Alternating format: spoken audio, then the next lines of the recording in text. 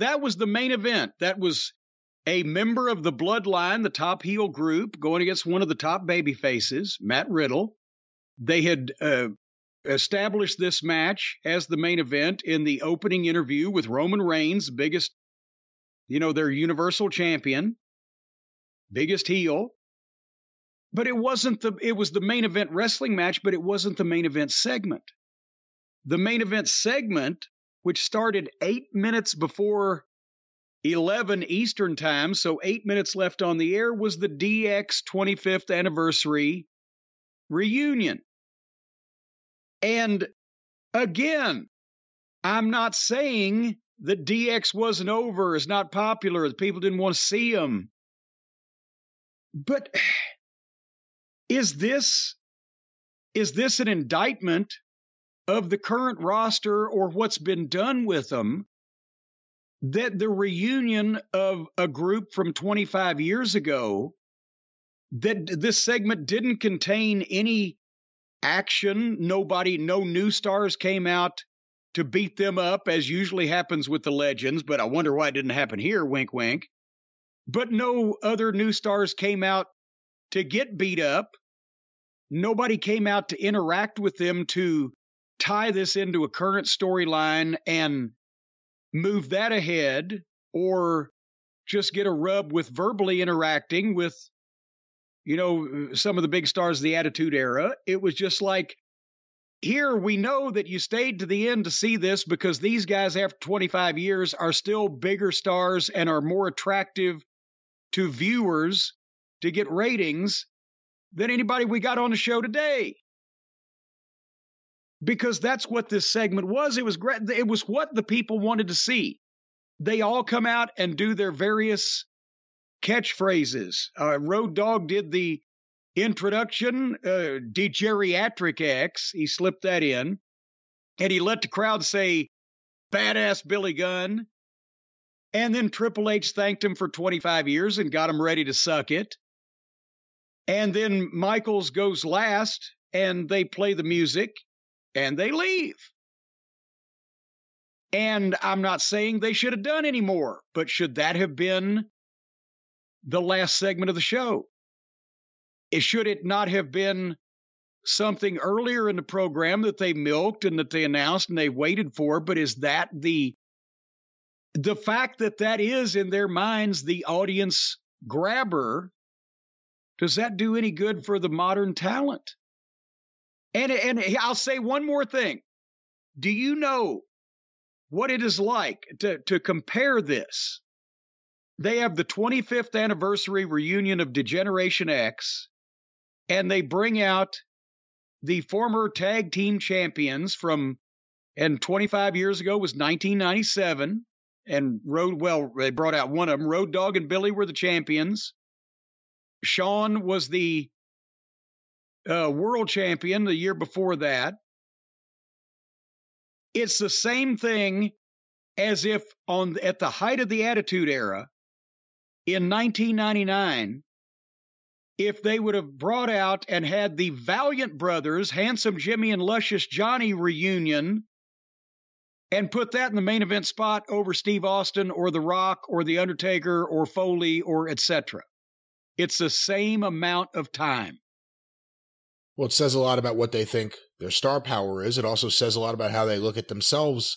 I mean, name one other legend or legendary faction or whatever it may be that has ever had that, where they could just have an announced appearance and they appear and they smile and they tell jokes and they wave and they leave and no one hurts them, no one attacks them. They don't have to deal with some underling baby face that's just there to get his ass kicked. DX is the only one for some reason. For some reason.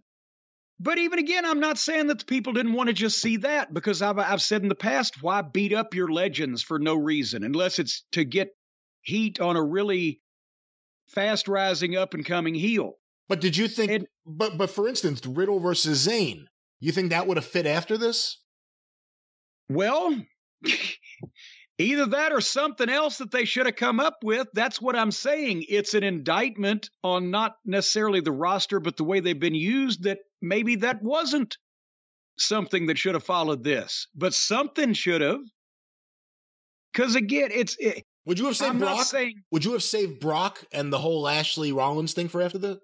well, no, because then you've saved an angle that got people's attention, but then the finish of the match was flattered in 4 o'clock because it was a foregone conclusion that Rollins was going to win at that point.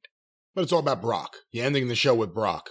Bigger star than DX. Well, but you couldn't end the show with Brock and do the same thing because then Seth had to come out afterwards and beat, but if you were going to do something differently, Brock's surprise return would have been a good way to make an impact at the end of the show and reward the people for staying, but you couldn't advertise a surprise return. See, that's what I'm saying. They've got themselves in a position where the only thing on the show that might have been more enticing to the viewers than the DX reunion was something they couldn't advertise because their regular normal roster and the matches that they present are not as attractive as the reunion of a top group from 25 years ago. And I say again, would that have been the same case in 1999 when they had all that talent and things were hot and main events on Raw did the biggest number of the program, even if it was late at night? Would they have needed to bring the Valiant Brothers out from 1974, even though Handsome Jimmy and Luscious Johnny sold out Madison Square Garden that year more times than anybody on the current roster ever has? If you did that same thing in like 1987 at the height of Hogan versus Andre, what would the main event on TV have been? So what is it, 25 years before that? 25 years before 1987? We'd be getting the rematch of Rogers and O'Connor. Isn't that crazy? That's what I'm saying. The last 25 years have been practically mildewed for making big stars. Yeah, 25 years in 1987, Hogan and Andre, 25 years earlier, would have been legitimately O'Connor and Rogers would have been fresh in their mind if they would have just have drawn almost 40,000 people to Chicago the year before. In 1999, it would have been the reunion of the Valiant Brothers, the hottest tag team in New York in 1974. But now, nobody thinks anything about, oh, well, here's DX out. Back then, it was the difference between black and white and color. But again, it goes to the idea that don't have main eventers right now. I mean, there are some guys there, and I don't even know if we've talked about it, the idea that Randy Orton's back injury is a lot worse than people thought is the word.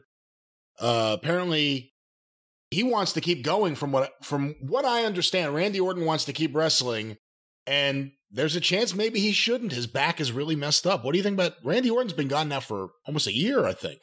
Yeah, well, and they snuck this one in on us because at first, he was just going away, but then we kind of heard he was hurt. Now it's been lingering, and as you said, it seems like it's worse than what we were either led to believe or just first thought. And that's a big blow because that's another name, and Randy's always stayed in good shape. I mean, obviously you can't train against injuries, but he's always stayed in great shape, and he looks physically as good as he ever did.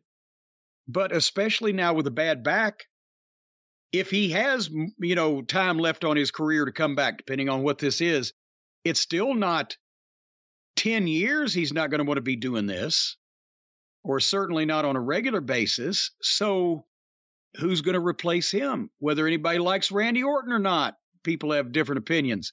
He's a major star that people know and has been used in a prominent position for 20 years. And times like right now, you realize how valuable he is, where they don't have top guys. You realize right now how valuable he is. Yeah, when you see 30 minutes of Otis on Monday Night Raw, you realize how valuable anybody is at this point.